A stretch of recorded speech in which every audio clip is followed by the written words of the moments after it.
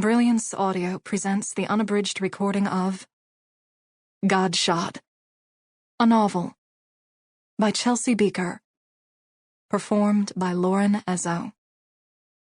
To have an assignment, Pastor Vern said, you had to be a woman of blood. You had to be a man of deep voice and Adam's apple. And you should never reveal your assignment to another soul, for assignments were a holy bargaining between you and your pastor and God himself. To speak of them directly would be to mar God's voice, turn the supernatural human, and ruin it. So not even my own mother could tell me what her assignment was that unseasonably warm winter. Wouldn't tell me months into it, when spring lifted up more dry heat around us, and everything twisted and changed forever.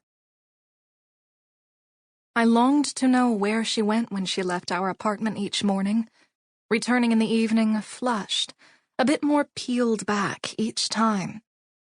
I imagined her proselytizing to the vagrants sleeping on rags in the fields at the edge of town, combing the women's mud-baked hair, holding their hands, and exorcising evil from their hearts. I imagined her floating above our beloved town of peaches, dropping God glitter over us like an angel, summoning the rain to cure our droughted fields.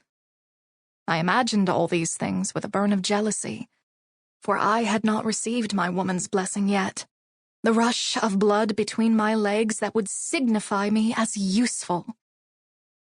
I'd just turned 14, but was still a board-chested child in the eyes of God and Pastor Vern.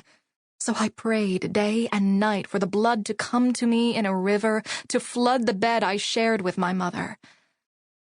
Then I would be ready. I could have an assignment, too. That spring, Pastor Vern decided we were due for a congregation-wide revival. We filled an abandoned bathtub behind the church with liters of Checkmate Cola, and one by one, he held us under just long enough for the lungs to burn, for fearful desperation to set in, and we came up gasping and sticky. His face, the first face we saw, a god to us. Our tongues darted to catch the sugar drops falling from our brows. How we cheered as the sugar dried on our skin under the ruthless burn of the sun. There was no wasting water, and so the soda would do. It was such a small sacrifice to use soda instead of water that I almost mistook it for a thrill. After the baptisms, he lined us up. He paced like a mad daddy. The valley floor had sunk 13 inches over the last year alone, and where, Pastor Vern asked, did we think we were going? Of course, we already knew. Hell was always waiting. He said in order to save the land we so loved, we would need to step over the lines of our comfort, to open our arms, span them wide, and risk being shot down by God. He fell straight as a post onto his back to demonstrate. I spread my arms, my mother next to me, other mothers beyond her and their girls.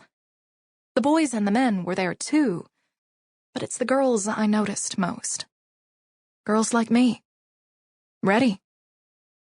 I thought we looked tough, lined up like that, like soldiers. The hay-dead field our battleground, that vast open plain of beige nothingness surrounding. I remembered what had once been here. A land so fertile you could throw the pit of a peach after eating the sweet flesh from it, and underfoot would sprout up an orchard. How we had walked lightly over the dirt, electric with the possibility of small seeds creating bounty, lettuces and kale shimmering opulent, where before there had been only earth. But now all was dry, and the steady stream of infidels we might recruit was dwindling. No one wanted to have the rodeo here anymore. No one wanted to hold an agriculture convention where there was no agriculture. And without new believers, how would we ever offer Pastor Vern's message to the world?